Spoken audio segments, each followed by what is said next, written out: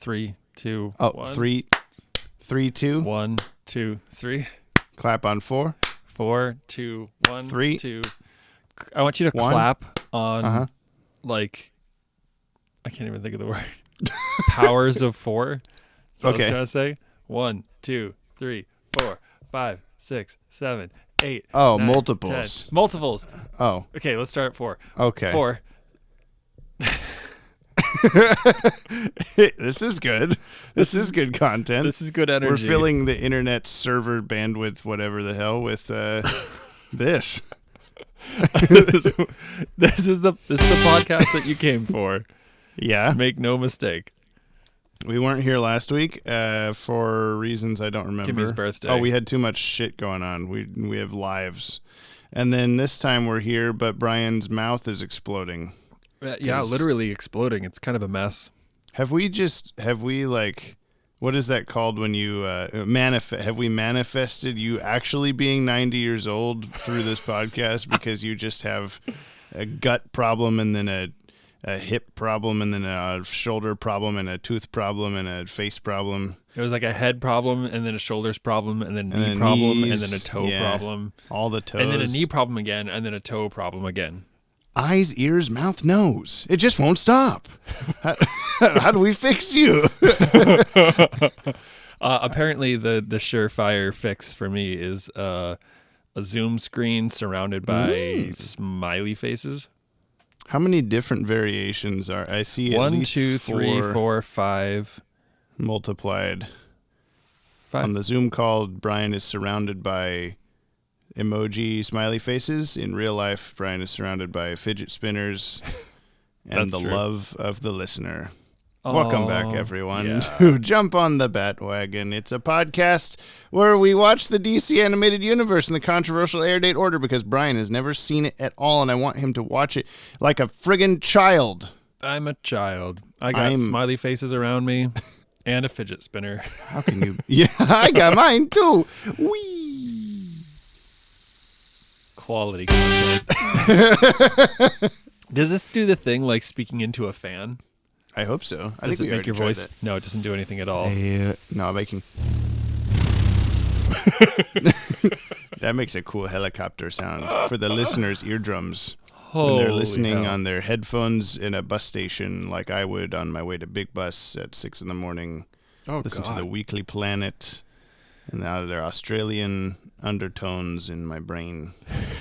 We need accents. That's why no one's listening to this. Oh, okay. What accents? How about I have a New Hampshire accent and you have an Oregon accent? Okay. I bet like it's the podcast. I bet Scarloey and like MJ Barrett and others think that we have accents. Probably. Except was Scarloey Australian, right? Yeah. Yeah. I can't keep names so we're on the hang on. Oh, we got this. We're a week out of sync, folks.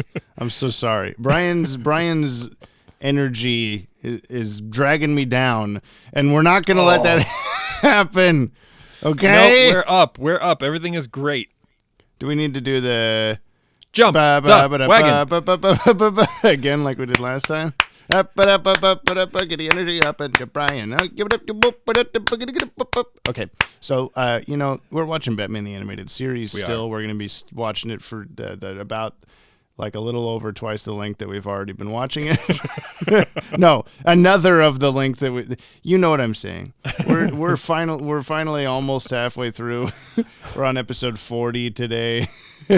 Wow! We've been doing this Congrats. podcast for 40 episodes. Yeah, that's a celebratory thing. I think we should probably like celebrate our anniversary. Oh, bye. What do we do? We do the podcast. We're watching the episode Heart of Steel Part 2 today. We watched Heart of Steel Part 1 2 weeks ago. Yes. The last episode, which was Batman fighting a suitcase robot and then fighting a lady who's definitely not a robot. Definitely and then not. Fighting, no, did he fight it? No, he just went into the Batcave and a big claw hand picked him up. And and then to be continued. Yes. That was probably, we didn't comment on that. That's probably the best Kevin Conroy scream so far. Like, I didn't pay attention to it, but it didn't stick out as that was bad voice acting, like the last 6 screams he did on the show. Right. Oh! And this one I felt was good, I think, and a legit scream. I can't remember it. I remember that he did a thing, but... Yeah. Now, last episode was the 38th episode produced and the 39th to air. This one was the 44th episode produced and the 40th to air. I'm not sure why they didn't ever produce them in order. Yeah, I don't know. I never get that. Like, I guess it must just be like when they start working on them, then some other like B team or something is working on like a different episode at the same time, and it somehow gets off by the number. I don't really know. I just you would think 2-parters would always be back to back the same, but I couldn't tell you. Well, I guess here's my next question: is it also animated by? Oh, we'll get to that. Oh no! By Sunrise? Is that what you were gonna ask? That's what I was gonna ask. Okay. So this aired Monday. No, just scooting past that. This aired Monday, November 17th, 1992. I believe November 17th is also the day that Justice League premiered in 2001. So obviously they were celebrating the anniversary of Justice League 9 years early. Right? Yeah, that makes sense. At 4:30 p.m. on Fox. It was written by Bryn Stevens, same as last time, and that's their only credit. Directed by Kevin Altieri, who also directed On Leather Wings, Cat in the Claw Part 1, Feet of Clay Part 2, Pav, Clock King, Last Laugh, Eternal Youth, Two-Face, Night of the Ninja, and Heart of Steel Part 1. Yep. Music by Carl Johnson, Beware the Grey Ghost, and Feet of Clay Part 1 are his only previous music credits. Who did the music last time? It was Richard Bronskill, Moon of the Wolf, and Tamara Klein, Prophecy of Doom. Those are their full names. Tamara Klein, Prophecy of Doom. It was just prophetic that she would be linked with that episode. Wow, that's handy. And then, I'm sorry to say, but animation is by... Oh, you fucker. I fucked you. Wow, happy anniversary. Whoa, 40th episode. What if I just shut it off? Okay, 3, 2, 1, shut it off. ACOM. No, I'm just kidding. Yeah. It's good. It's good. It's the same people. Okay, that's cool. That's it. We're gonna go watch it and then we're gonna talk about it. That's what we do. That's what we do. That's what we do. That's what we do. All right. Grab this yourself is what a wine. We do. What? What? What? Okay.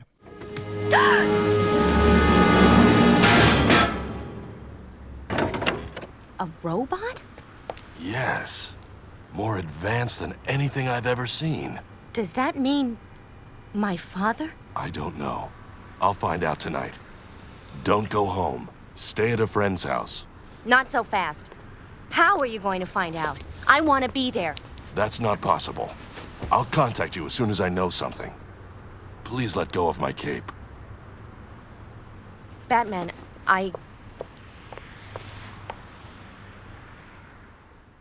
Hi, Brian. Hi. What did you think of, oh no, wait, what happened in Heart of Steel Part 2, Brian? I made Brian because my daughter died. I made Brian. That's what? There's a reference to the episode because that's why he makes Hardak. Oh, right. Okay, I got you. Thank you. I'm going to give this the brief synopsis version, or the brief, written synopsis, official synopsis description. Sure you are. I'm gonna. Hardak the computer is going absolutely mental, going against the Asimov's rule of whatever. Right. And we discussed during the episode. And everybody is a robot clone, and then what's her name? Barbara. Yes, thank you. Barbara Gordon becomes a superhero and saves Batman as Batman is kind of saving the day, and everybody gets away, and all the robots die at the end. That's pretty good. Yeah. This says Hardek's making robots, or whatever you said. I don't know. I was trying to remember exactly what you said and say it again, but it was too much. And then what's her name? Barbara Gordon becomes a superhero and blah, blah, blah. Batman manages to free himself from the Bat-computer's clutches, and Hardek breaks the connection before the Dark Knight can trace it back to Cybertron. This is the official synopsis. Batman is summoned by Barbara Gordon using the Bat signal. She tells him she thinks her father, capitalized like it's a church thing, has been somehow replaced. Bullock spots them on the roof Cybertron. Let me read that again. Bullock spots them on the roof Cybertron. Okay. Rossum is saved as are Gordon, Bullock, and Hill, and their robot duplicates are destroyed. I feel like an entire sentence is missing. I feel like several sentences Bullock are missing. spots them on the roof. Something. Things happen to them. They go to Cybertron. Rossum is saved as or what happened? Warner Brothers, explain. Yeah, you said this is the first or the second time we're seeing the bat signal. It's like the second or third, I think. Yeah, I don't think we had seen it before. I got big tribs coming up, but one of the things I was looking through some storyboards for this, and the guy was talking about how he didn't remember if in the actual episode if the bat signal was like strafing across the clouds like back and forth, or if it was because that like normally it doesn't do that, it just sits there still pointing at one spot. Yeah. And I thought that looked kind of weird in this episode, but then I thought, like, what if Batman's not in a spot where he can see it? Like, doesn't it make sense to go back and forth? Yes. You just have to hope. And Batman's taken 3 hours. Like, what the hell's going on? Oh, we have this perfectly trained in this one spot. Why isn't he here? He only seems to show up when we point it in the part of the sky visible from Wayne Manor. It's interesting. You'd think that somebody would have figured it out at this point in time. Like all of those robots know that Bruce Wayne is Batman, and there's been that other bad guy who like figured it out. Nostromo's? What? Did he? Who figured out that no. Hugo Strange. Yeah. Hugo Strange. Yeah. Who'd you say first? Nostromo's. No, before that. I didn't. Oh, just the robots. Oh yeah, this lady, some lady didn't figure it out though. That I don't think so anyway. Yeah, you also mentioned how it was like Bruce Wayne fighting robots instead of Batman. Yeah, and you're like, oh, it's cool to see Bruce Wayne doing Batman stuff. I wonder how he knows how to do that or whatever. We were joking, and then like 2 seconds later, I said, "Oh, I knew he was gonna." Be Batman now. The next time we cut back to him, he goes above into the elevator as Bruce Wayne, and then he at some point in time gets up above the elevator and starts plasma cutting, presumably. Yeah. The steel cables on the elevator, and he's just Batmaned up. Yeah. Which, yeah, I have to wonder, where's the bat suit? Is it under his clothes? Is it in the elevator? He's always wearing it, yeah. They just can't do one of the Superman, like, run down the hallway, rip his shirt open. Right. It's too derivative. There was a lot of weird, very slow action in this episode. Like, a lot of, like, high energy things were happening, but the action itself was just taking a really long time to do anything. Like, I don't know, Batman throws that like grenade or whatever, and Gordon's spider robot Gordon, just like looks over at it for a good 5 seconds and then hops in the air and lands nearby, and then looks over at it again and then hops in the air, lands on it, then picks it up and holds it for a couple seconds, and then it explodes. Like all of this should have happened in like 2 seconds of time, but I don't know. I was just thinking about that in general because there's a thing coming up in Tribs where they talk about there's a deleted scene basically in this episode. What? And there is that the deleted sentence from the synopsis? Yeah, deleted sentence. That's where it went. Yeah, it went with the scene. But they talk about not having time for, and I'm like, I feel like you would have had time for it if any of this was paced well. Just very sluggish. I don't know. Yeah, I mean, they're figuring it out. Whatever. But Let's talk about the cast. And Tell then we'll me get to about the trips. cast. The cast is the exact same as last time, except we also have I knew it. Robert Costanzo as Robot Bullock. Robots.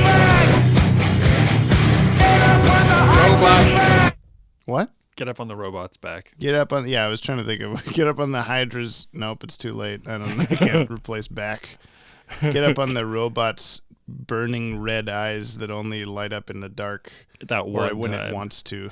Yeah. There were some cool visuals in this, though. There were some great visuals. What was the thing that you said was a good explosion and then a good something else also?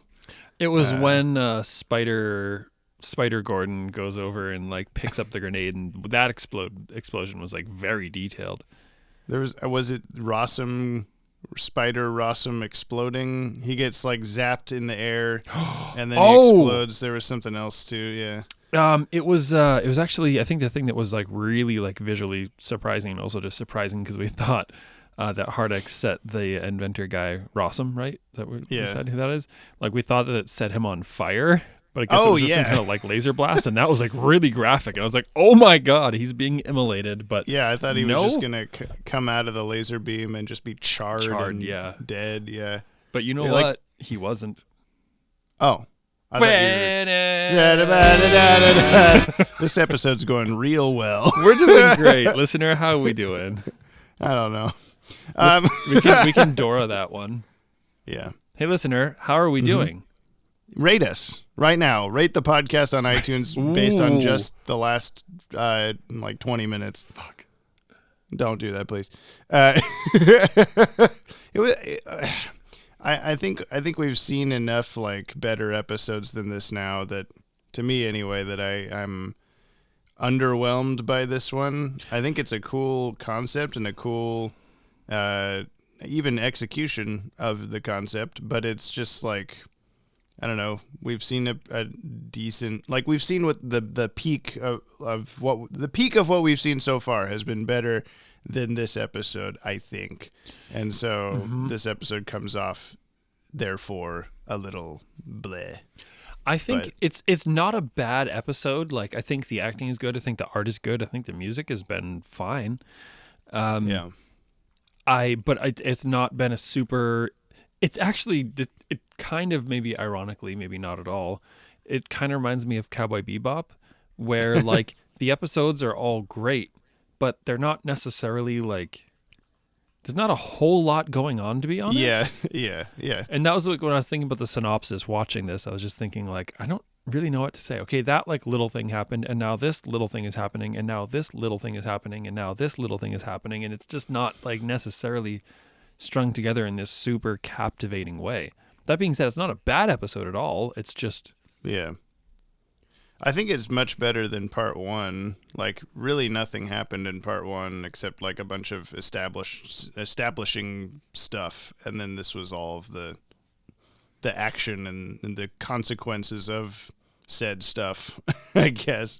Yeah. But it's wrapping Batman up the storyline pretty well. Yeah, I mean, there's part one ends with Batman being pulled up in the air by those hands, and then he just immediately slips out of him, and that was easy. Like that was a little lackluster. He just does the whole.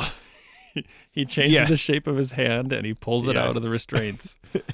And he gives it a little eyebrow afterward, like, what happened here?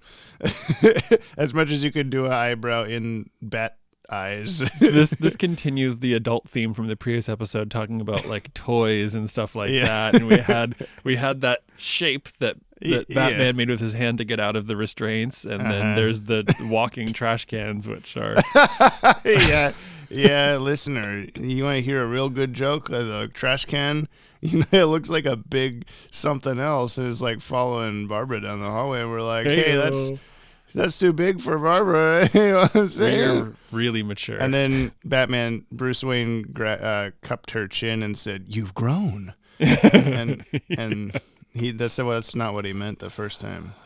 Oh my. See? Oh my. We're children. Yes. Banana. God damn it, I hate this. Sorry, buddy. Why can't we do this? Why can't we be good at this? I think we're okay at this. I think we just have specific... I don't know. Maybe we suck at this. Oh, should we stop? We shouldn't do this anymore. Oh, fuck. Okay, we made it 40 episodes. That's a good haul. Yeah, Bye, everybody. Thanks for listening. I guess I did. At least I should have said this up top. I wanted to say thank you to the listener. Not everybody sent it in like mail to be read on the podcast, but we got a handful of like, hey, you don't need to have me or anyone else on the podcast. I'll keep listening to the podcast type of messages from people. Aww. Like, we were all worried last time that we were talking too much or whatever about the like, oh, we found out technical issues and we're not going to be able to accommodate everyone potentially, and we were worried that people are going to be like upset about that and whatever. Yeah. But we got a lot of messages back being like, it's okay, I don't care at all. Like, just, it's totally fine. Do what you got to do. And I was like, oh, thank you. we have the best listener. Yeah. Can I pluralize it for that? Yes. Yeah, I agree. For this one instance. That's amazing. Thanks for understanding, everybody. Hopefully, thanks for understanding us being lackluster in this episode as well. Yeah. Well, you get through this one, and then you get to the next one, which I think you'll enjoy the next one. Oh, but really? we're not going to talk about that yet. We're going to talk about big-ass trivs, okay? Big trivs from Jamie. Jamie. Give me some Trivs. big trivs, Jamie. Trivs. Aw. Yeah, well, last time the writer of both of these episodes, Bryn Stevens. Yes, from Even Stevens. Apparently, Bryn Stevens is a pen name for Bryn Chandler. Not that matters any different. She also worked on Gargoyles, the '87 TMNT cartoon, and the '83 He-Man cartoon, and was nominated for an Emmy Award for her work on BTAS. Was at one point the highest paid female animation writer working in Hollywood. Holy shit. So that's pretty cool. That's awesome. Probably just working on all of these simultaneously, I guess. So that's who she is. We were all like, who the hell is that? I've never heard of this person. Yeah. But we should have, apparently, in the early 90s. We should have known. Damn. The director's commentary for the second part of this episode, which we just watched, states that Randa Dwayne's appearance was modeled upon that of Marilyn Monroe. Who would have thought? The person that looks exactly like Marilyn Monroe. And we decided that what's the inventor's name? Rossum. Oh, yeah. Rossum looks an awful lot like William H. Macy. An awful lot like William H. Macy. Nice. I got it. Commissioner Gordon's ending sentence, I'm getting too old for this kind of stuff. Very similar to I'm too old for this shit. Danny Glover, Lethal Weapon. Yeah? Donald Glover, Childish Gambino. Yeah, there you go. You got it. I'm hilarious. I also caught Hardak. I think you were talking over it, but Hardak said like resistance is pointless or something like that. Which is like Borg, like do a resistance futile. Mm-hmm. It is fortunate. This is something you pointed out. It is fortunate that the fingerprint trick worked out, as it may have revealed what keys were pressed, but not necessarily in what order. Out of those 4 numbers, there would have been at least 24 possible combinations or more, as the code could have easily had more than 4 digits, and some of those keys could have been pressed multiple times for the same entry. Yep. Yeah. You were like, okay, cool. Now, what order are they? And then it was just in descending order. Yeah. First try. Good first job, first Barbara. Try. Yeah. Okay, so the rest of this was we follow a guy on Facebook, Brad Rader. He did most of the storyboards for this episode. That was previously where my trivs ended, but then he recently posted some storyboards from a different episode, and it sent me down a rabbit hole looking through his entire Facebook photo album and just saving like every B-Test storyboard that he had. And I was like, oh, this is a good coincidence. He storyboarded this episode that we watched today. Hey. And so he had a lot of interesting little tidbits on parts of the storyboard. So for part 1, Brad cites Alfred Hitchcock as a favorite of his in the 80s and 90s, one of his heroes, influencing his work on the episode. I was in the middle of a 15-year immersive study of cinema and wanted to use every trick I found. Hitchcock, Curtiz, Hawks, Miyazaki, Otomo, Cameron, Val Lewton, I don't know half of those, were primary for me during this period. You did film studies. You should know all of those. I know. I was thinking that. I was like, I'm a failure. I don't know half these names. Obviously, I know Miyazaki and Hitchcock, but I think the rest are foreign to me. The RUR on the license plate, referencing Rossum's Universal Robots, was drawn in the storyboards by Rader. I doubt it was in the script, he says. So he just drew that on the car, and then they put it in the episode. Sick. There was something else where he was talking about, like, often they don't have, like, the models done for either the characters or the props or something like that, and so they'll just draw, like, stand-in stuff. And so he, like, drew that, like, weird, like, toothy gun that they all have, the like zappy gun in the storyboard like that, and then they just used that design in the episode because no one else had come up with one yet, so that was kind of cool. Nice. Batman. So this last time we talked about how Batman had used the Bat Glider to follow Randa Dwayne. Then he like dunked it in the ocean and just walked it all the way back to Wayne Manor, presumably. Yeah. He commented on that as well. Batman returns to the Batcave carrying the busted Batglider. The narrative is vague about how Batman got back home after crashing on the beach. For instance, he doesn't drive in on the Batmobile and climb out carrying the glider remains. I would have found this acceptable. Actually, it would make total sense of the Batmobile to be self-driving. Batman would page it and it would come get him, or he might call Alfred and ask for a ride. Of course, this was written in the days before self-driving cars and Uber, so perhaps I'm being anachronistic. This entire thing. So there was a shot in part one that we really liked, where the camera like orbited around Randa in the living room. Yeah. So I guess he storyboarded that, and it was like the first time in Western animation that had been attempted. What? To do like, so they had to like figure out like the, you know, backwards Z space of the background, like moving, which how it would rotate and all that stuff.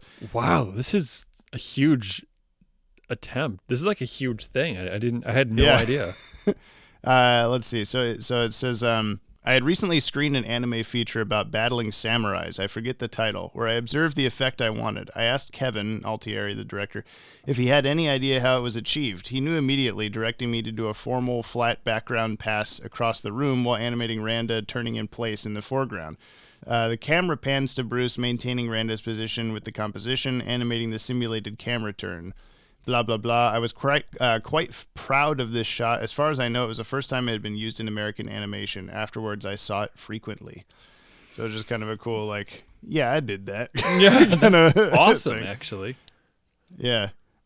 He says, I find it amusing that Bruce goes into bat mode while, as far as he knows, he still has a guest in the house.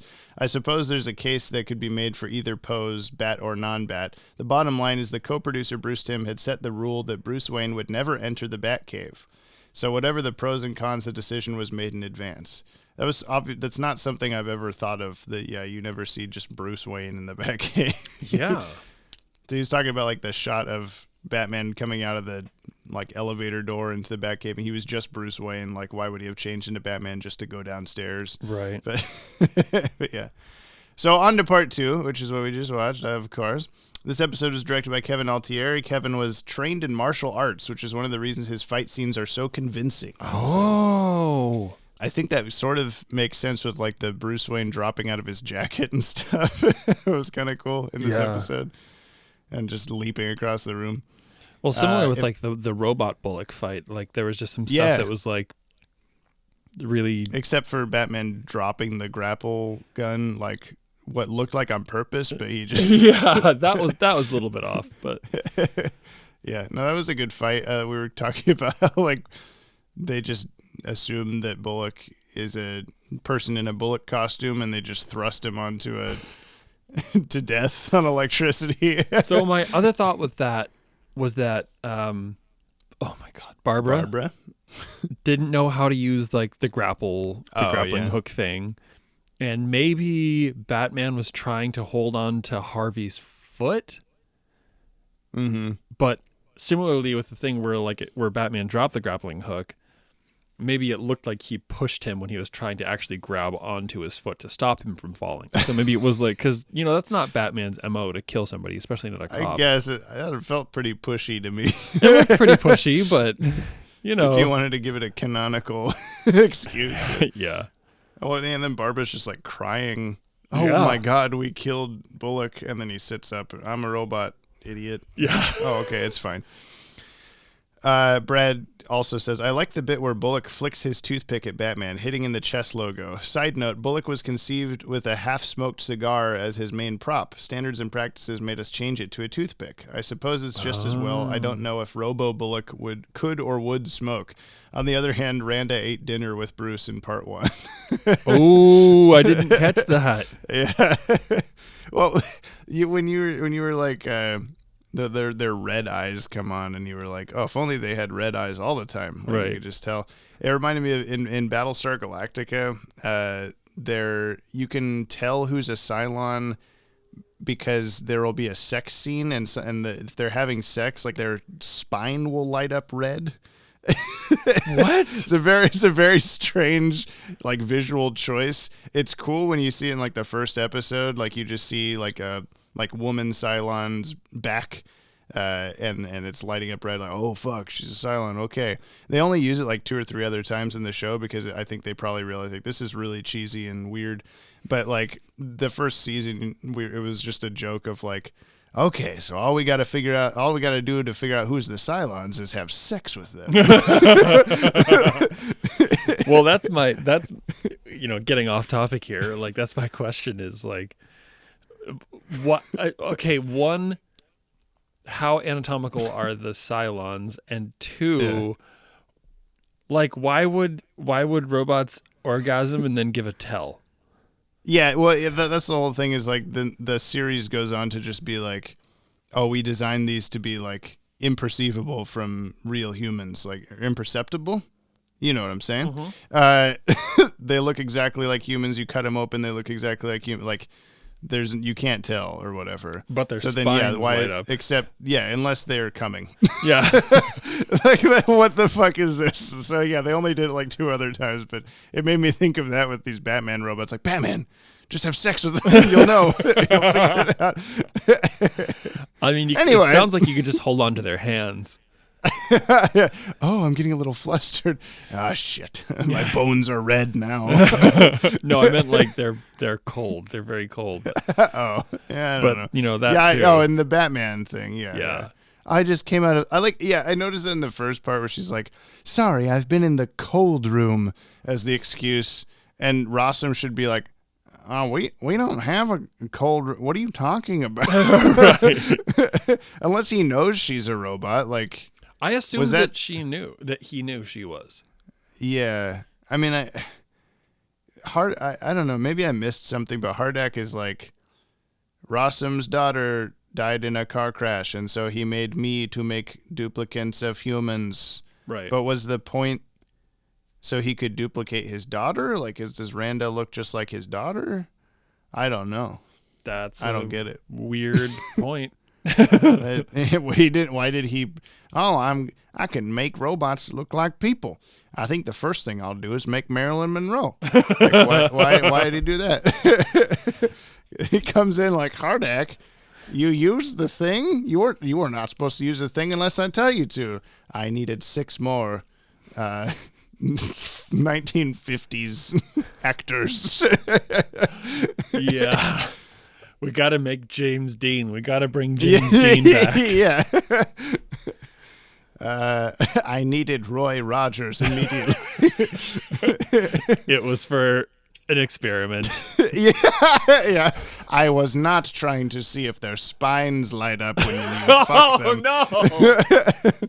That's what the trash cans are for. Okay, so moving on in the trivs. Yes, dear God, please. More Brad Rader commentary. Okay. In the fight scenes, we usually couldn't this was something that you assumed. We couldn't usually let Batman get too violent on his adversaries. However, in this case, the opponent was a machine, so board artist Mark Wallace had carte blanche to pull out the extra V-stops. Especially amusing. I don't know what that means. I don't know what a V-stop is. V-stop. Based on what we've been talking about, I can guess, but I don't think it's what I'm thinking. Especially amusing was Robo Bullock's fall into the bat signal, which doesn't deactivate him, but merely unmasks his true nature. The fun culminates with Robo Bullock's decapitation via Bat Star. Yeah, you're like, yeah, throw a boomerang at him. That'll do it. Sorry if I was feeling rather unimpressed in the moment. With a medium close-up on the headless torso, the skull falls into frame. In close-up, settles after a beat. Batman's foot enters, gently kicking the lifeless object. Bitchin', he says. Are we going to get... Sorry, what's this animator's name? Brad Rader. He's Brad the Rader. storyboard artist for most of these 2 episodes. Are we gonna get him on the podcast? I've already talked to him about an interview because he's pretty easily accessible. He's into it. So really, yeah, that sounds bitchin'. Hey, bring it. I would be remiss not to point out where Barbara reacts with instinctive horror and grief as far as she knows, Bullock's horrific demise. Yeah. This sort of human touch was one of the things that made the series top-notch, in my opinion. Something that I guess we're going to get more into. I mean, there's definitely, like, I feel like this is a glimpse into some of the better... Like, I'm talking about the action being slow, but I can see little beats of, like, oh, yeah, like... They tried this in this episode, and then they'll do it better in a different episode later, kind of a thing. Yeah. Learning things as they go. The robot stops shadowing its quarry and shifts into attack mode, transforming into a Miyazaki-esque robot from the pre-Totoro period. We were all big Miyazaki buffs and would reference him at any excuse. There'll be more Miyazaki-ish robots later in the show. Sweet. Okay. An entire closing fight. Okay, so this is the deleted scene. An entire closing fight sequence with a robot Batman duplicate was completely cut. What? Yeah, as Randa is defeated, Hardak announces the activation of one final duplicate, Batman, who walks out of the smoke at camera. He would have had extending knife-like ears and slashed at Batman with his wrist gauntlets. He acted stiffer than the spider-like robots earlier, as Brad Rader recalls likely not having seen the earlier storyboards. So, like... He didn't know that they were going to be all spidery and jumpy and stuff when he was boarding this scene. Yeah. So he was just like, oh, yeah, Terminator, okay. What I recall about boarding this sequence is that it seemed to keep going on and on. Each new paragraph of script was a whole new setup that had to be established and played out. I was bearing down on the noon Friday deadline for rough boards, and I felt like I was chasing an ever-receding finish line. In desperation, I went to Kevin Altieri's office and said, I don't think I can make deadline. Kevin said, do your best. So I did. My objective was expediency of getting through each new development as tersely as possible. I think I made deadline at 5 p.m. instead of the expected noon. Most of my section of Act 3 was cut for length from the episode as aired. I regret losing the bit where Barbara whacks Robo-Batman with the oversized wrench and where Barbara throws Whoopi at Robo-Batman. So I noticed this in the episode. Yeah. There's a close-up of the Whoopi bear as Barbara's like getting ready to go do her shit. Yeah. In the factory place. But she didn't pick it up. Yeah, she doesn't grab it, and she doesn't, like, why did we see the bear again? Like, it was going to be important or something. And so the storyboards exist of this scene. Like, I could send them to you later or something. I'll show you.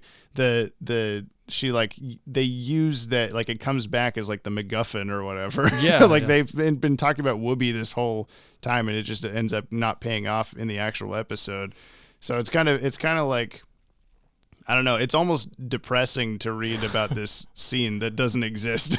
Because it says Barbara throws Whoopi at Robo-Batman, causing him to reveal himself when he goes into T2 mode and skewers the beloved stuffed animal. This causes Commissioner Gordon to flip out and ram the killer robot down with his truck. We saw him getting in the truck in the episode, but he didn't do anything. So the fight happens outside then? Yeah. Pinning him against a cement wall as it explodes in dramatic immolation. Amusingly, the conflagration only burns off Robo-Batman's false patina. God, why are you using so many fucking words, man? Leaving him otherwise willing and able to wreak further violence. However, before he can move a step, he's crushed beneath a chunk of falling masonry. Just to make sure, I skewered the chunk with a steel girder, putting a fork in it, so to speak. I watched Heart of Steel Parts 1 and 2 for the first time a couple months ago, along with the DVD commentary track. This was in 2017, so it took him, 15 years? 27 years to watch this episode. Or 25... Shut up, Maddie. I don't fucking care. Okay, I don't know what. It's been a long time. All right. Along with the DVD commentary track in it, Bruce Timm, the producer, and Kevin Altieri, the director, talk over part 2. They mention having to cut the Robo Batman character out of the episode entirely. I remember the storyboard fondly, so I combed through my files and hope I had a copy of it. I'm gratified to have found this board, presenting it to the world, rescuing it from the Akashic Library. That's sweet. The sequence ends with the Robo Batman's death, with a very cool shot of him completely skinless, burning in fire, which I posted on last week. I posted a picture of this as a, sorry, there's no episode, but here's a picture of Robot Batman. So, yeah. I thought that was a really cool thing to have discovered, because I mean, supposedly it's been on the DVD commentary of them mentioning that it was there, but to actually see it, like see the storyboards of like just imagining basically where the episode ends, but instead of just exploding and fading to black, there's an entire another fight sequence with a robot Batman and Gordon like slamming a truck into it and it skewering the bear on a scythe hand and all this stuff. And I'm like, I want to see this. Sounds like a shit. pretty dramatic ending. Yeah. Yeah. Why don't you animate it? Oh, okay. You're not busy these days, right? No, it'll look exactly like Sunrise. Also, just really good. I'll do the music for you. Okay. You'll do the music.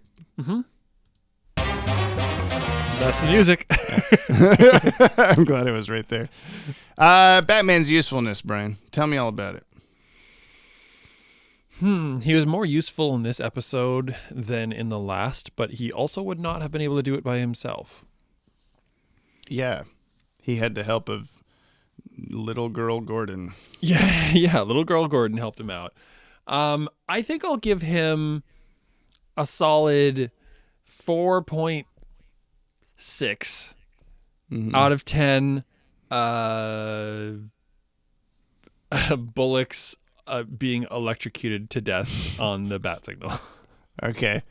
I'll give Batman 5.2 missing robot Batman scenes out of 10.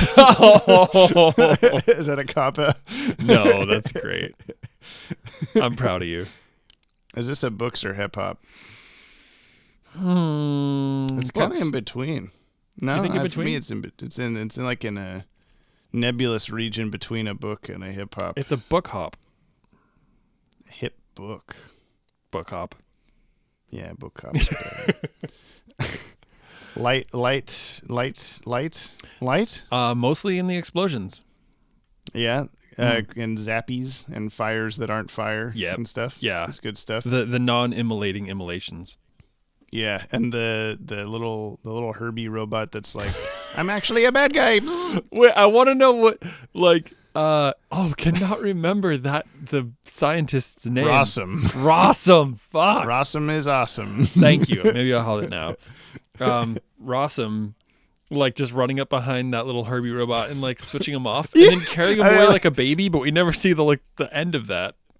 Yeah, well, yeah, like, it has such precision accuracy, and it shoots Gordon dead between the eyes, like, and knocks him out.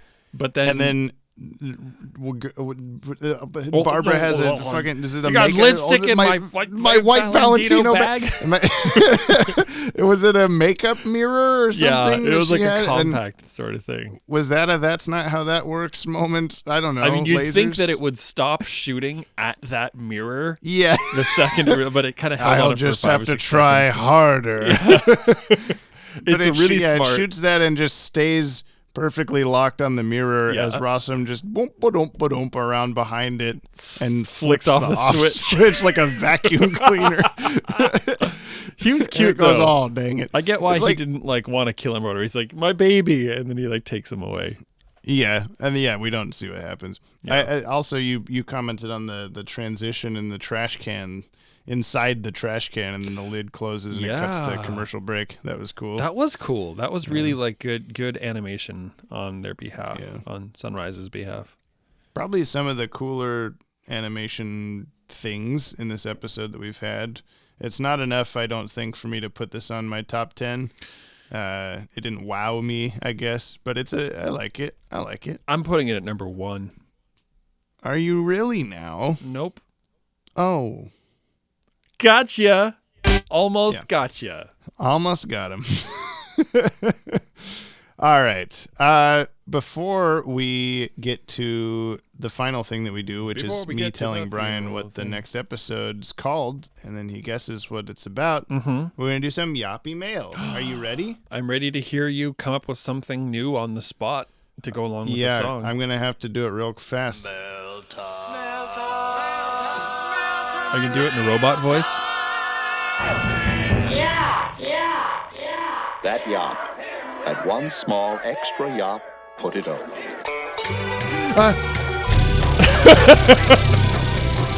Just do it in a robot voice. Mail! No one can tell what I was doing. I was blowing through the fidgets. Oh, Jesus. You could have just gone, here's the mail that never fails. That makes me want I'm to. fine. I'm fine.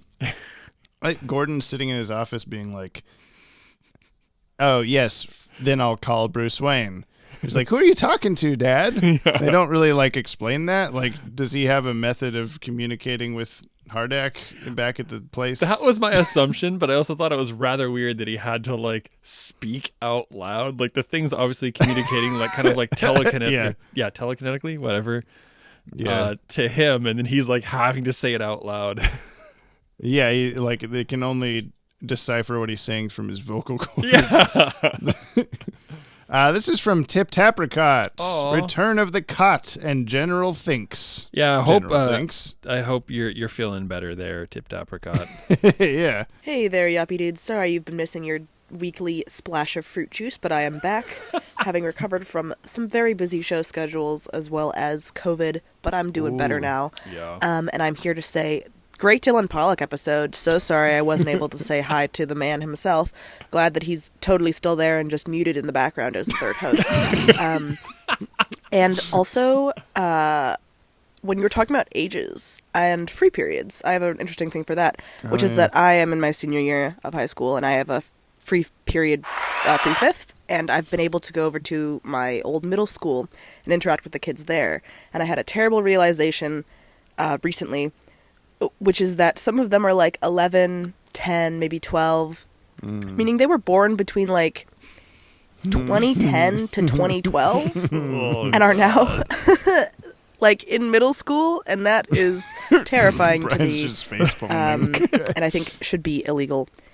Anyways, awesome show as usual. I'm excited for part two of Heart of Steel next time. Part of Steel. And I hope that you guys have a great week. It'll be my last week of high school. Wahoo! Woo! Oh my God! Already was. Adding this on a second later. Oh. Totally awesome job on handling the listener rules and everything. You guys do not have anything to feel bad for. It's totally fair to set up boundaries and rules on how that stuff's gonna work.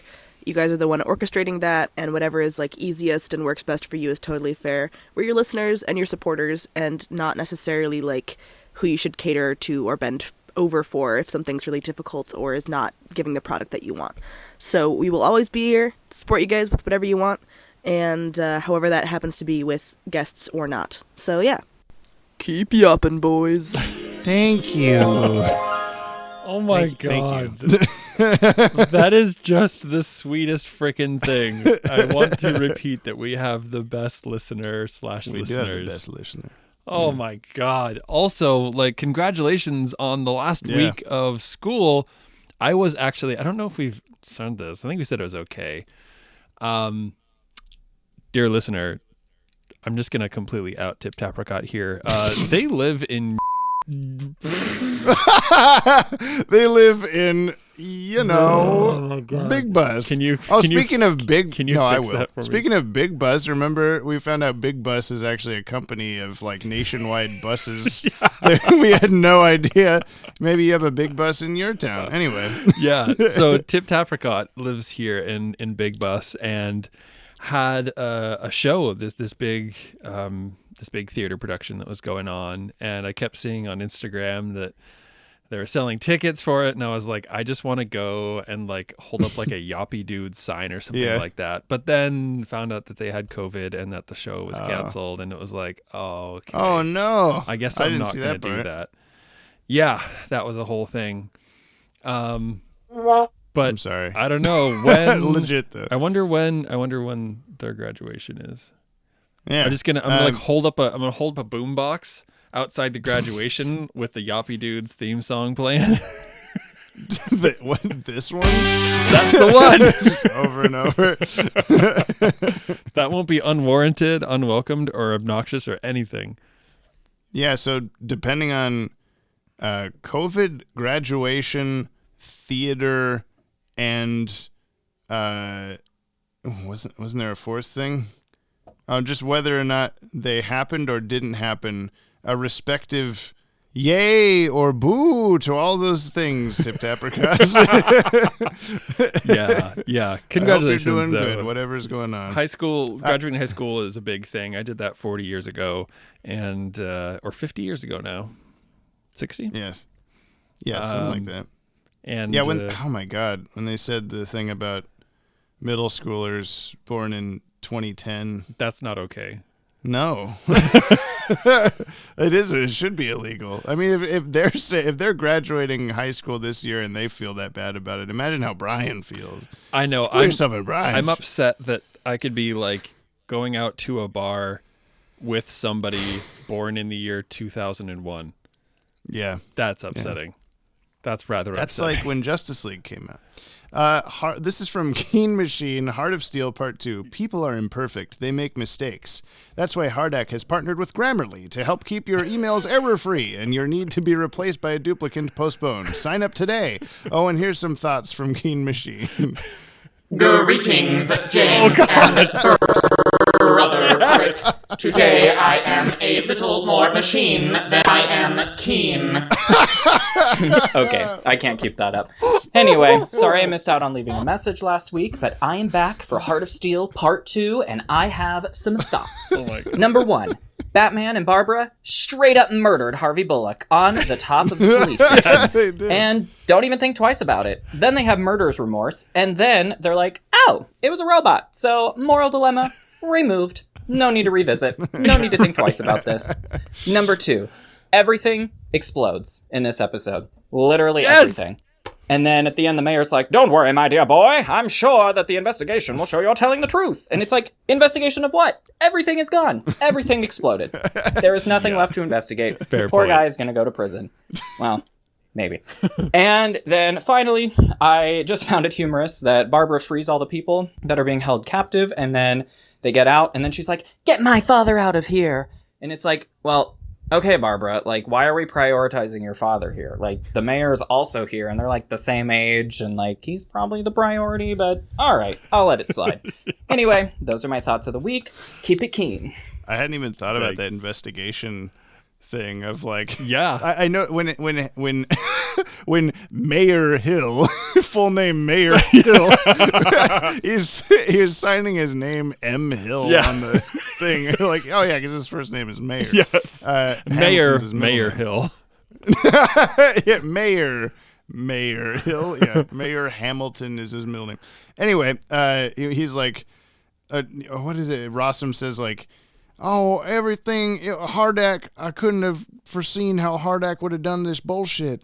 And Hamilton Hill is like, I'm sure the investigation will show the same thing you just said. Yeah. But like, he said it in such a weird way that sounded almost like he was like, well, I'm sure the investigation will not show that. Like, will make you go to prison, actually. Like, it was very, like, I wish I could remember the exact wording, but it sounded to me like, I was like, is he really just telling him, like, well, you have a point. I was here, but I'm not going to tell the police what happened. Maybe. We also didn't talk about Rossum being a thick boy. No, that was his robot copy, though. Oh, it was his robot, right? I realized that afterward. Yeah. Okay, that's a fair point then. Batman throws him into the tank, and it immediately shatters, and you're like, that's a very thin glass for holding that much water. And then we're like, oh, okay, Rossum is just really thick. The but point still stands. How strong is Bruce Wayne? Yeah. Because there must have been, I mean, thousands and thousands and thousands, tens of thousands, 100,000 gallons of water in that tank. And maybe not 100,000, tens of thousands anyway. Sure. And Batman throws Rossum against it, Robo Rossum, and the glass just cracks and immediately shatters. Yeah. That Maybe it's that sugar glass that they use in movies. it's breakaway glass. Yeah. The pyrotechnics guy was there with the button right when he hit the glass. So it looked like he shattered the glass. Oh, thanks for rationing this out with me, Jamie. You're welcome. Next up, we got voice messages. I'm having a hard time figuring out where these start and end, like where the most recent ones start, because like we're a week behind now. So I'm like, what date would these have been sent in on? I think this is right. This is duplicantinued in the next message, says Dylan Pollock. Okay. Okay, bring it's it time on. for the thoughts of the week from Dylan Pollock on Heart of Steel Part 2, or Hardak, you've grown. I love Batman plainly saying to Barbara, please, let go of my cape. It just was a very out-of-place thing where he sort of felt like in between the Bruce and Batman voice, too. Yeah. Okay. The other thought I had was, I know Gordon is a robot with ulterior motives, but he asks Harvey to do police work, and Harvey is like, oh, great, gotta talk to another person even though I already talked to one person? Yeah, they're witnesses. That's how it works. You may have to talk to multiple people from one company. I appreciate that duplicant, however you say it, Bullock also is imbued with his manner of speaking. And also pardon the fact that I just said duplicant. Pardon me for saying it again. All right, so I'm going to come back with the question of the week, James's favorite part. Yeah, I thought that too. We were watching like Robo Gordon is just so like monotone. I'm fine. Yes, bring in the guy. Yeah. And then Bullock's still like, hey, it's me, Harvey Bullock. Hey, take a fucking toothpick to the chest, why don't you? Right. Like, I'm a robot. I know. I like the toothpick had zero sound effect when it hit Batman. It's like there's a flick sound effect and a twirling sound effect, and then just silence as it hits Batman. And then you just went, ah, as if it like stabbed into his chest. I mean, yeah. So delayed Batman getting stabbed by a toothpick. And he looks down and the blood squirts out. Yeah. This is the continuation of the first message, says Dylan Pollock. Okay, this question of the week feels a bit too obvious, but I'm going with it. Go with it. What is the scariest or worst movie or television robot or artificial intelligence? Is it Skynet, androids from Alien, the spider mofos from this episode crawling over elevators and whatever, the Smart House from the Disney film Smart House, HAL 9000? Boy, it's like this is a common thing. So what do you think is the scariest or worst movie or TV, robot, AI, what have you? Let me know. Wow, that's a hard one for me. Scariest. I mean, I guess when I was a kid, like the first Terminator was pretty scary. When at the end, when he's revealed, skull-faced robot guy. Mm-hmm. But even then, I was like, "This is stop motion." I'm 6. Like I'm not really that afraid of this. I don't know that like a robot in particular has ever been super scary to me, like compared to supernatural monsters in like a really well-made horror movie or something. But Brian's staring into the abyss. I'm staring into the abyss. The abyss stared back. I'm having a hard time thinking, like, I don't even know if I've seen any of the things that Dylan mentioned. You haven't seen the Disney Channel original movie Smart House? No, I what the haven't. Hell is wrong with I guess you? I've seen Terminator and well, we need to watch Smart House together. Do we? It's not scary at all, but it's just a classic, you know? You got to see it. Okay. It's probably pretty bad. I haven't seen it in like 20 years. There's got to be some kind of scary tech thing that I've stumbled across. Nothing comes to mind right now. I feel like a failure. Yeah. I guess like the Matrix stuff is kind of spooky, like the coming out of the pod, like when he first wakes up and stuff, with lightning flashing and just what the fuck am I looking at? Oh my god, kind of stuff going on. Actually, that's a fair point. Yeah, feeding the babies the like old people slime. Yeah, that's some like serious body horror. Yeah. Actually, I'm gonna go with like the Matrix, like consciousness, and that involves the stuff within the Matrix as well. Yeah, because like Agent Smith got freaky. They had this weird like Dready ghost white boys. The Dready Ghost White Boys. That's, yep. Name of the podcast. Had nothing to do with the episode. Scarface Nate's, here's my attempt to give you guys some appreciation. Stay yoppy, pee-pee, poo-poo. Hello, Ben, wine, Brick. I'm just gonna go with that, Brick, Jim Jam, and of course, our Lord and Savior, Dylan Pollock. I just wanted to give you guys an appreciative message. I personally don't really care much about appearing on a podcast. I just love listening / watching. I don't know. I've used this on YouTube. So I don't know. That counts. Every Friday and listening / watching a new episode about a show I love so much. Which is why I love being a part of this community / fan base. We can all just sit back, love superheroes, and make jokes and have fun. I'm a Zoomer, so I never really grew up with this show, but I appreciate you guys so much about talking about a show I love. And I'm just starting to enter the DC world myself, so this is an interesting experience as a whole. You guys will give me some inspiration to do this one day. Just grab some friends, we watch it, or view it for the first time, and, I don't know, do it on YouTube. Stay happy. Brian has such a, oh my God look on his face the whole time. Cry. Jesus.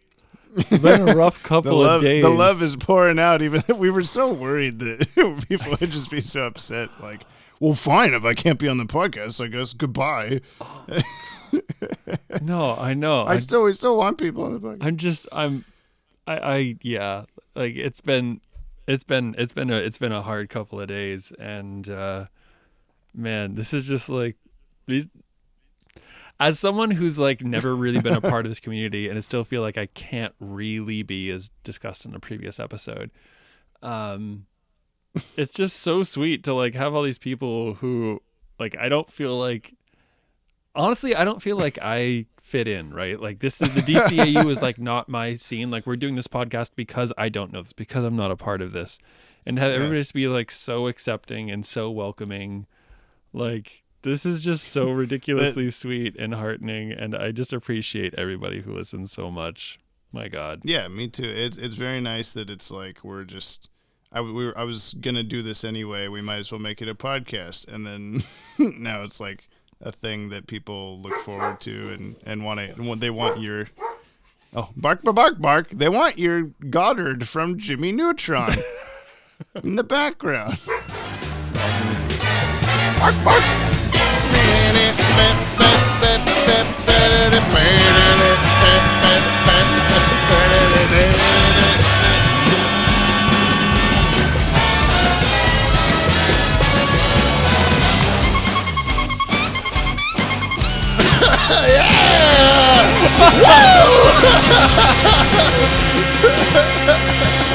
That was fucking cool. They're the same tempo? I guess. Holy fuck! I have to keep that in. I just didn't. I didn't hear the mix is off a little bit for me, so I could only hear I could hear the Cowboy Bebop theme and then something kind of in the background, but I couldn't figure out what it was. But then that bit with the trumpet solo or whatever that instrument is, holy shit! Yeah, I was I was just so happy. I was like, come on, you can do it, come on. Because I could barely hear the editing. Anyway, I listened to Scarface Nate's second message, and there was a spoiler in it, so I'm not going to play it for you. Okay. So don't do spoilers. It was a nice message, though. This is from Jordan Blumen. Jordan, give us some music on minutes, Jordan. Welcome to GCN, Gotham City News with Jack Ryder. Tonight's top story, a massive explosion at the Cybertron building, which I'm just now realizing, based on this picture, is situated at the edge of a cliff. Very interesting architectural choices. The official report states that an AI went crazy, had a fight with Batman, and then exploded. But I'm sure that GCPD has this situation well under control, and there is no need to look into the situation further, and no chance of this causing future harm down the line. That's it. Now we got Musical Minute. Welcome to the Musical Minute with Jordan Blueman. Firstly, Dylan, to answer your question, what makes me feel old is realizing that we are now further away from the original Jurassic Park movie than the Jurassic Park movie was from the moon landing. That makes me feel old, God. and I don't like it. Now, the music. There was a lot of xylophone in the action sequences in this episode, and it's something that Batman the Animated Series does a lot. I think that xylophone is criminally underused in action music for the most part. And as a percussionist, it makes me really happy to hear it used that way in Batman the Animated Series. Also, the HAL 9000 leitmotif, yes, I'm calling him HAL 9000 and you can't stop me, was super mournful. It was bumming me out a little bit. One more thing I noticed was when the Bullock robot appears on the rooftop, the chords there and just the music in general felt an awful lot like Danny Elfman stuff. Feels nice to have that kind of musical homage. Agreed. Never apologize for loving your fandom and try to stay optimistic. First of all, I want to know, you say Jordan Blue Man, and you're you. So is it Blue Man, like Blue Man Group? Or is it Bloomin'? Like a bloomin' onion? Respond to me next time. I really like all the kooky percussion that finds its way into this show. Like, I think because Danny Elfman was like Danny Elfman is the blueprint, is what I'm saying. Hell yeah. For the music in this show, is like, if not for that, it probably wouldn't have stood out as unique, I guess, as just other 90s action cartoons that all sound sort of the same. Two asides that I have. One, Jordan is a percussionist is somehow not surprising. Yeah. Which is just awesome. With that personality. Second, percussion is the heartbeat. Unlike tromboners. Oh shit! They used to be. That's true. That's not how that works. I just had to play it all the way through. Well done. Yeah. Have you listened to any of Danny Elfman's like music that he started releasing in 2020? No. He's just like, COVID happened. He's like, well, I guess I'm going to start writing albums again. And there's 2 songs you should look up. It's Danny Elfman, so expect things to be weird. Happy is amazing. Watch the music video. It's on YouTube. Okay. Watch Danny Elfman's Happy. And what's the other one called? I have to look it up really quick because my brain's not working. Is it just Beetlejuice instruments? Nope. No, it's because like... I'm happy. No? Oh. No, it's... oh, sorry. Because I'm happy. Danny Elfman, sorry. He also did a song with Trent Reznor called True that I forgot about, and I'm just seeing again. Just like, Danny Elfman just came out, he's like, I'm like 50 or 60 or whatever, and I'm making music again, and it's very theatrical. I don't think it's for everybody, but like, Happy is good. No, I'll check it out. I really like that stuff. I like all his just like weirder non-movie soundtrack stuff too, and like that's good to hear that he did good recent stuff, because the most recent thing I knew of his was the Justice League movie soundtrack, the theatrical version of the Justice League movie, which was like a super rushed, like he had like a month to make the music. Oh my god. And because they did like extensive reshoots and stuff leading up to the release, and so it's just the most like phoned in. He's just using motifs from like every other movie he's done. He's like, he in a cool kind of way, he used like the 89 Batman theme for a Batman scene. He used the John Williams Superman theme for a Superman scene.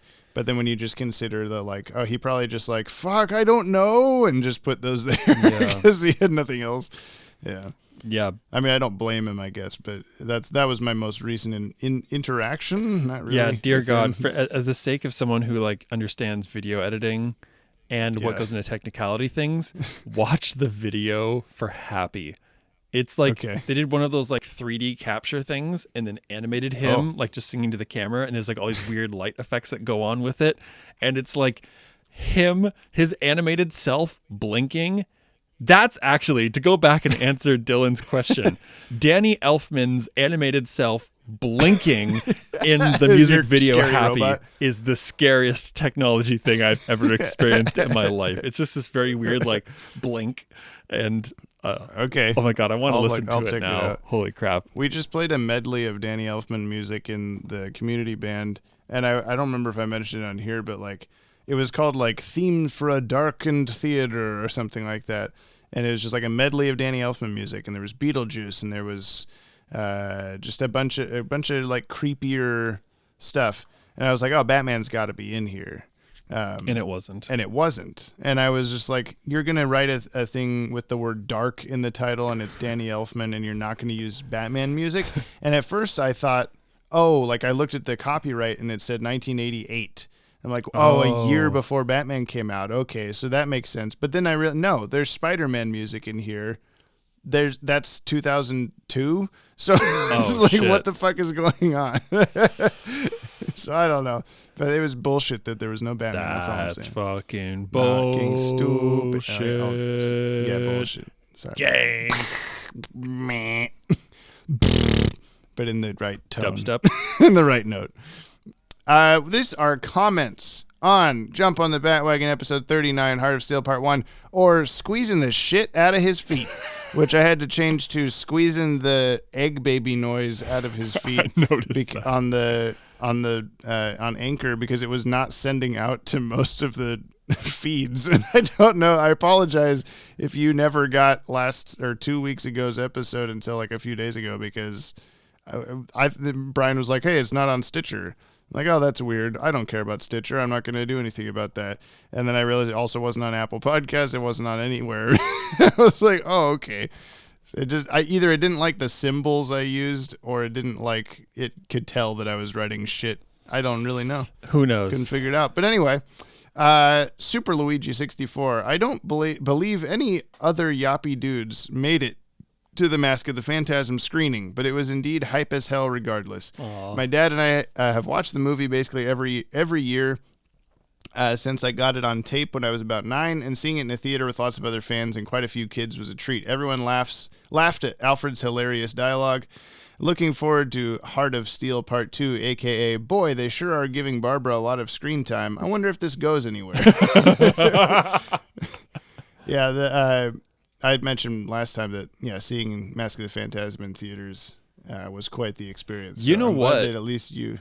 I don't know if I told you, Jamie, and of course, Oregon weather has been just ridiculous this year. Bad, yeah. Like, it's been raining almost every day through May and June, and like, as someone who's dealt with a lot of rain living in the East Coast, like, it is raining so much.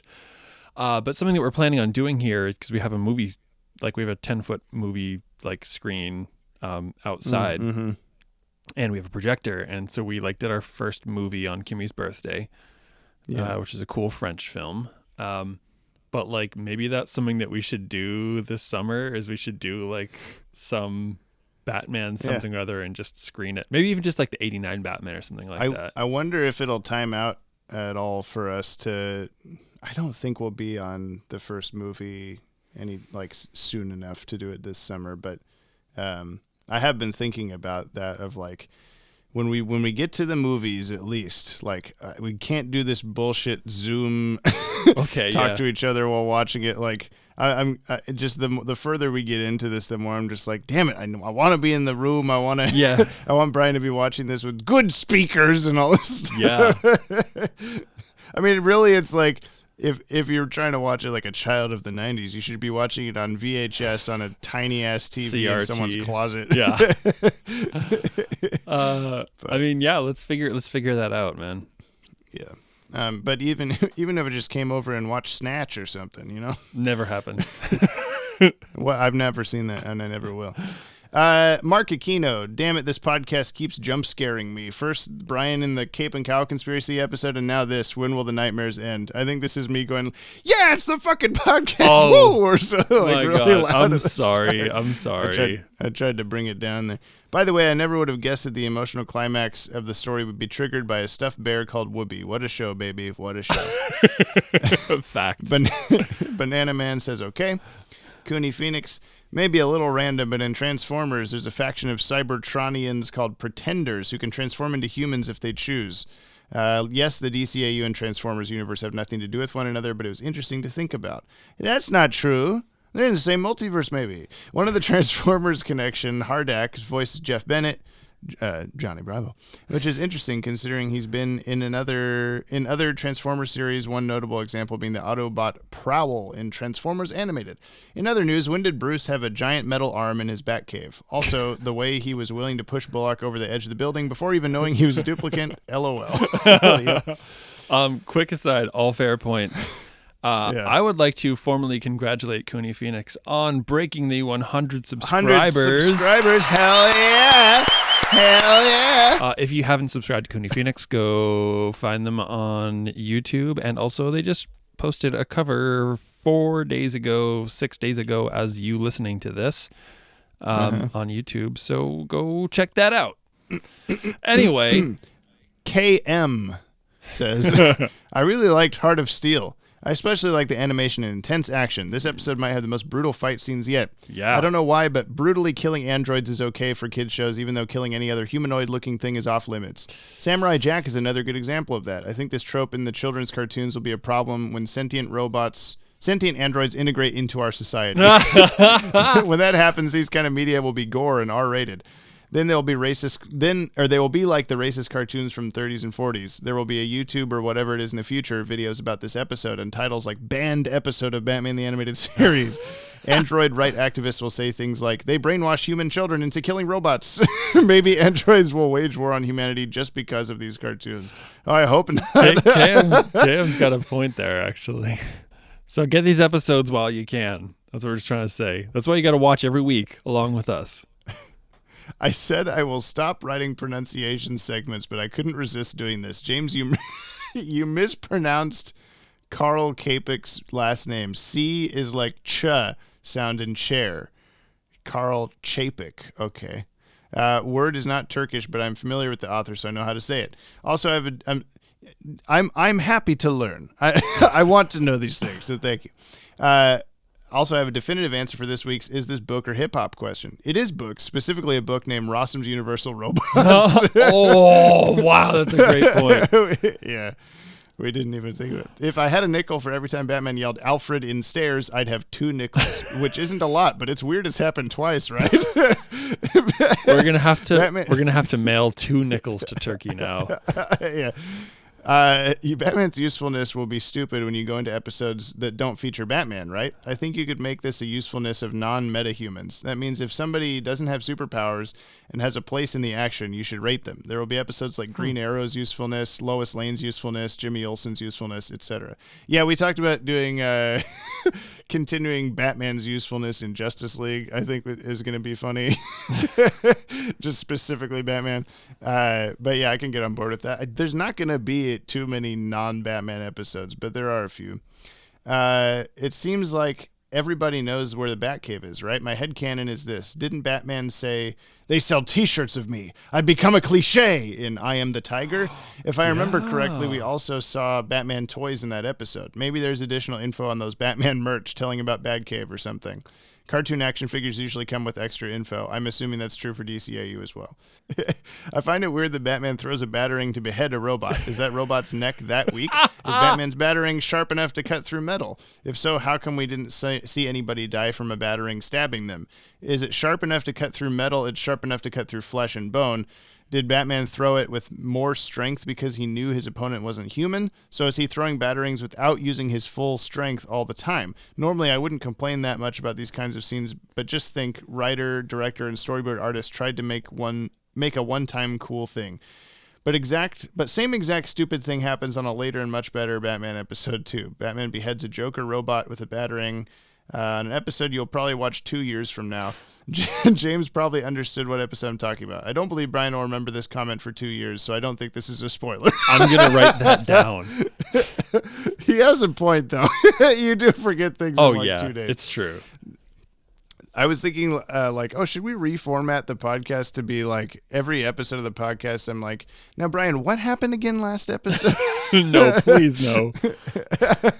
The other episode's written by somebody else, directed by somebody else, even has a different art style. Does this mean DCAU Batman could kill anybody with a batarang if he wants to, or are DCAU robots that vulnerable? I would watch a Watchtower database video about how powerful Batman is. He broke the jaw of an alligator on the Sewer King episode. Which one is harder, beheading a robot with a batarang or killing an alligator while forcing its mouth open? Killing an alligator. When you said the thing about Batman's strength earlier, I was thinking like, oh yeah, could we do it? How strong is Batman? Video. Maybe. I mean, that's your forte, man. If you need pictures taken, you come to me. If you're gonna have conversations about Batman, you go to you. Yeah, okay. Maddie had a bunch of comments, but they were all related to specific time codes. So I would suggest everyone go to the comments and go to those time codes because they were funny comments. Okay. Okay. Shane Martin, my favorite part in Heart of Steel has always been the shack attack. Tim R. Looks like our new cat burglar's a briefcase. Nice. Ashley, touching well, how the turntables. After all these years of James getting mad at the listener and censoring comments that have the tiniest of spoilers, he goes ahead and spoils part 2 by not pre-reading the synopsis. I will say, I don't think I spoiled everything, but I spoiled a decent amount. Could this be more evidence that he should step down and let Dylan Pollock replace him as host of the podcast? Oh, snap. I can definitely relate to the terror of noticing a new line appearing on your forehead.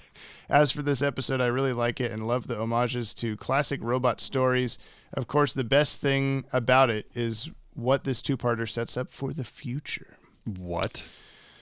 What? Is that a spoiler? Aussie Dragoon! Okay, cards on the table. Does books mean the episode is generally not great and hip-hop means generally good? The only solace I've been able to take in this nonsense rating system was that I thought the initial conversation was led to it like books means boring, hip-hop means cool.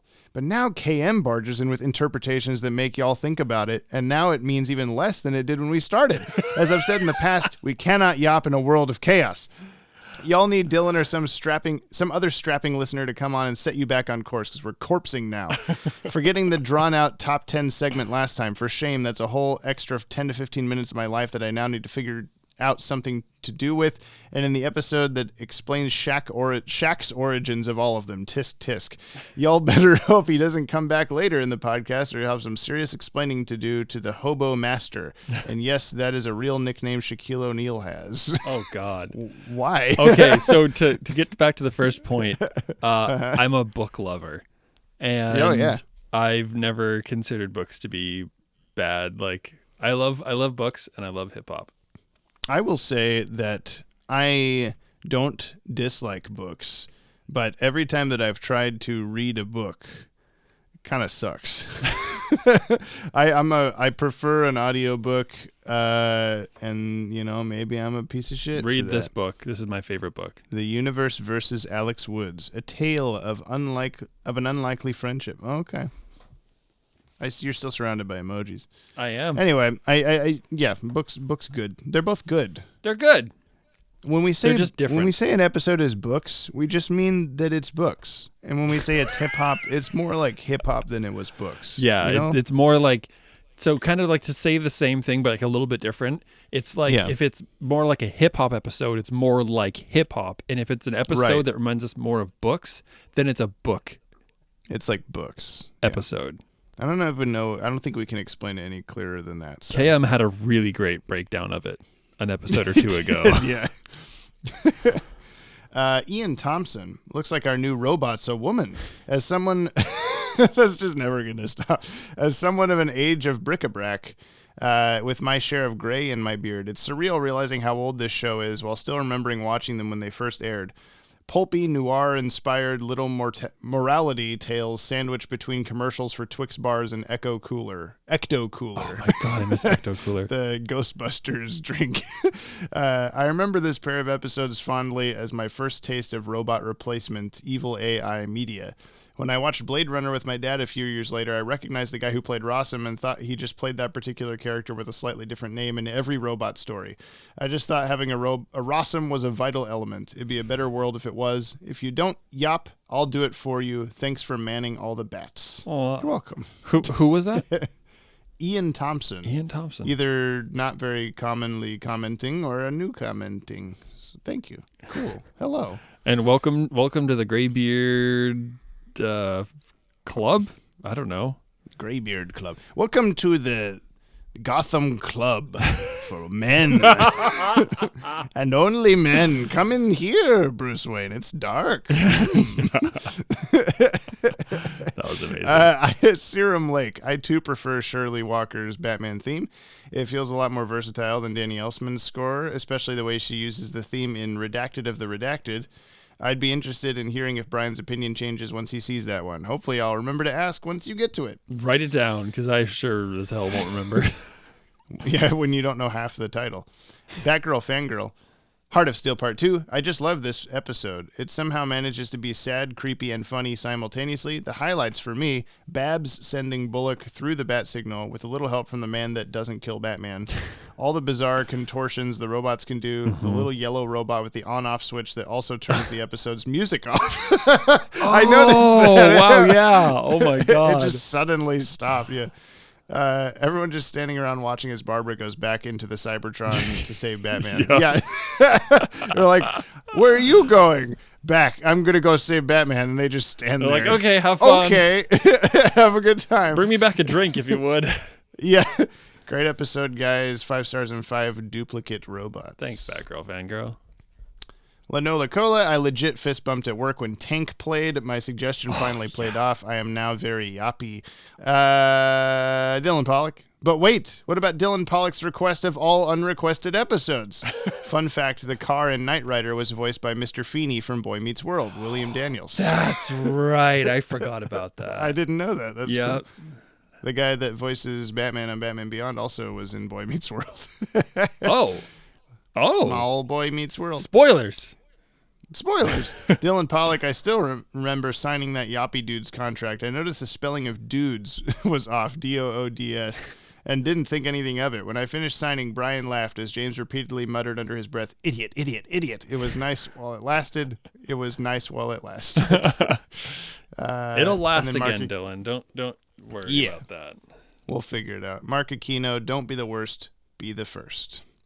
And that is the podcast episode, everybody. The next episode is called, If You're So Smart, Why Aren't You Rich? You're kidding me. Nope. What's it about? Tell me right now.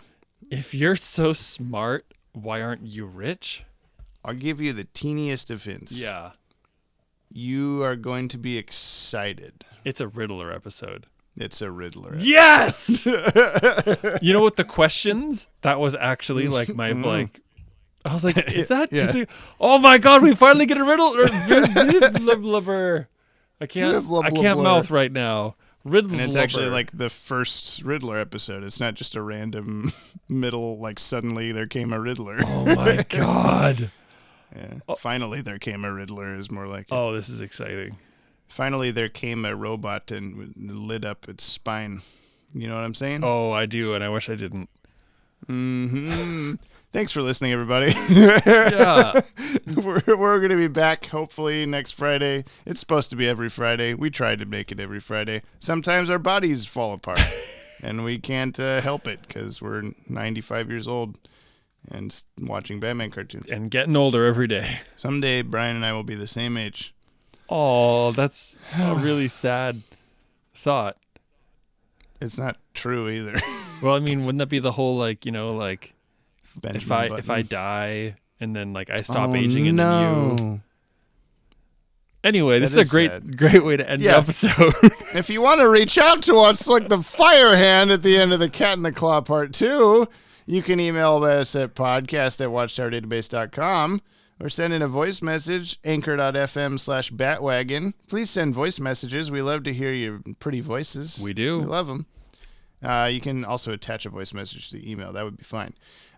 Please go on Apple Podcasts or Spotify or wherever you listen to this, or not even if you don't even listen to this. If you listen it on YouTube, you know, just go to the other places, give us a rating. 5 stars if you feel like it, if you think it's worth it. Maybe not the first about 12 minutes of this episode, but after that would be fine. And Brian's frozen on Zoom, so I have no idea if he can hear me at all. Can he hear me? Jamie. Here I am. Anyway, what I was saying was you should give us 5 stars. Also, leave a review. Tell us what you think of the show, because we want to know. Okay. We actually do really want to know. That'd be I'd like to like make like a Google Doc at some point in time and put it in the description of the YouTube or something like that, and just like get people's like, what do you like? What don't you like? Because you know we're getting on in episodes, and it'd be cool to like make sure that we're making the show that people want to hear. Thanks for listening, everybody. Brian's frozen again. Oh my God. What is going on? At least this hasn't been happening the whole podcast episode. Jamie? I hope that's what you're saying right now. Oh, Jamie? Connection's okay. Oh no. Oh God, Jamie. Did you mean It's Entertainment? Jamie, can you Jamie? hear me? Jamie? Jamie. Okay. Bye. Bye. I had no idea Hardak had gone this far. I'm sure the investigation will prove exactly that. You did well. Thanks. Anytime. I'm getting too old for this kind of stuff. I sort of enjoyed it. Come on, sweetie. Let's go home.